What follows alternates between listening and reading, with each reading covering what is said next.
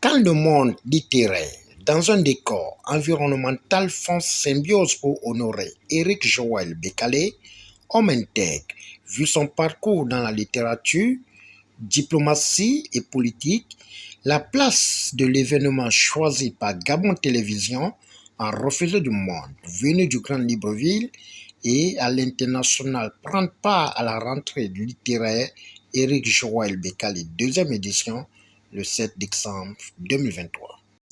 De parler du livre et des écrivains, nous souhaitons un temps soit peu aussi nous adresser à ceux-là qui gouvernent le pays, pas seulement ceux d'aujourd'hui, mais ceux d'hier aussi, parce qu'ils sont toujours là, pour leur dire qu'il est vraiment temps. Qu'il est vraiment temps que l'on pense au livre. Mais en disant le livre, il s'agit ici de la formation des jeunes, parce que les jeunes sont l'avenir de notre pays. Si nous ne pensons pas à leur formation, vous comprenez bien que l'avenir de notre pays est compromis.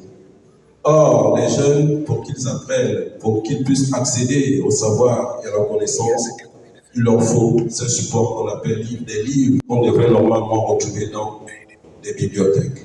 Qualité de présidente de l'Union des écrivains gabonais, de prendre la parole devant votre auguste assemblée pour célébrer à l'occasion de cette rentrée littéraire l'immense œuvre culturelle de notre frère, confrère et surtout ami, Éric Joël Bécalé, poète, romancier, dramaturge, essayiste et j'en passe.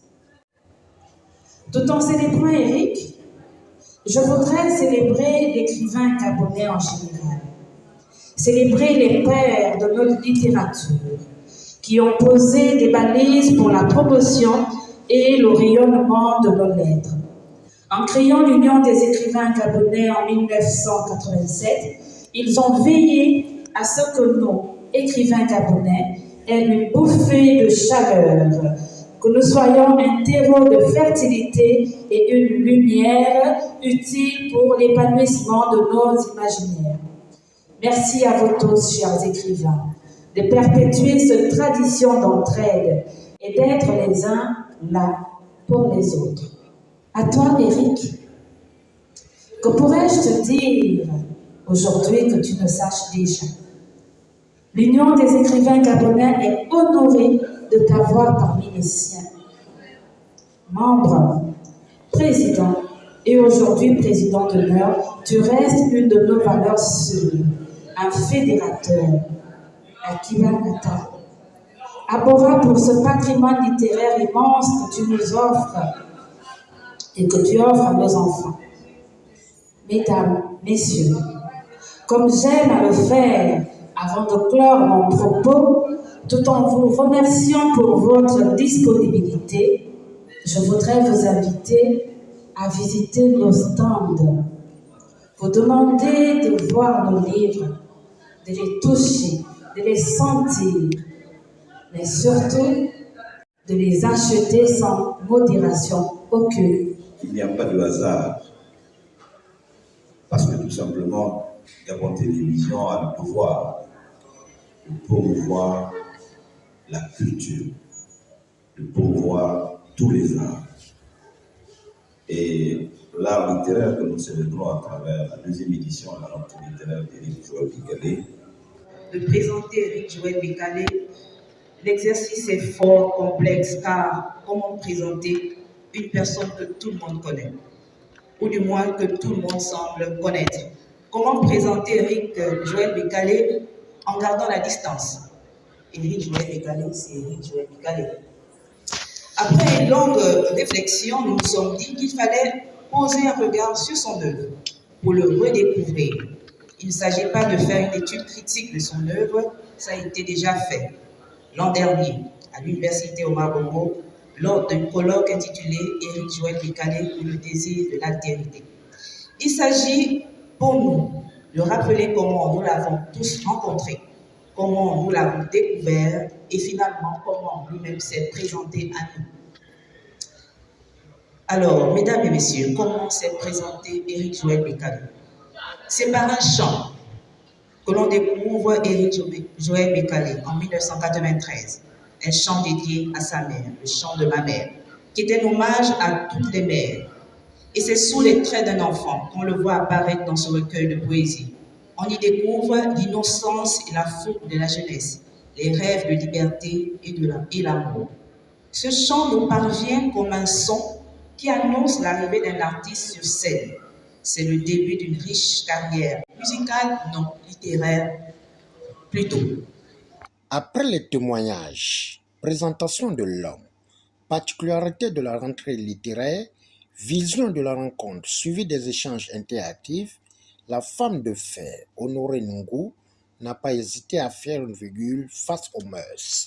Je ne suis pas une femme politique, même si je vis dans une cité, dans une ville, dans un pays, et que je suis censée effectivement poser un regard sur ce qui se passe dans mon pays. Effectivement, la vie de l'homme politique et la vie de l'homme littéraire.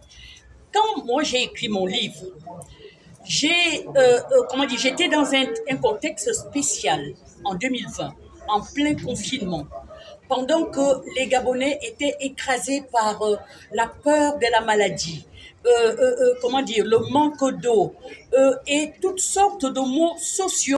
La dépénalisation de l'homosexualité est apparue comme une sorte de, on va dire, un coup de tonnerre dans un ciel serein. On ne s'y attendait pas et nous nous sommes dit, enfin beaucoup de Gabonais comme moi se sont posé la question de savoir si la dépénalisation était le remède à la Covid-19, parce que c'était le principal mal qui sévissait dans notre pays. Alors, j'ai regardé un petit peu la constitution gabonaise, j'ai lu notre hymne national, je me suis rendu compte que notre hymne national prône la vertu. C'est indiqué noir sur blanc.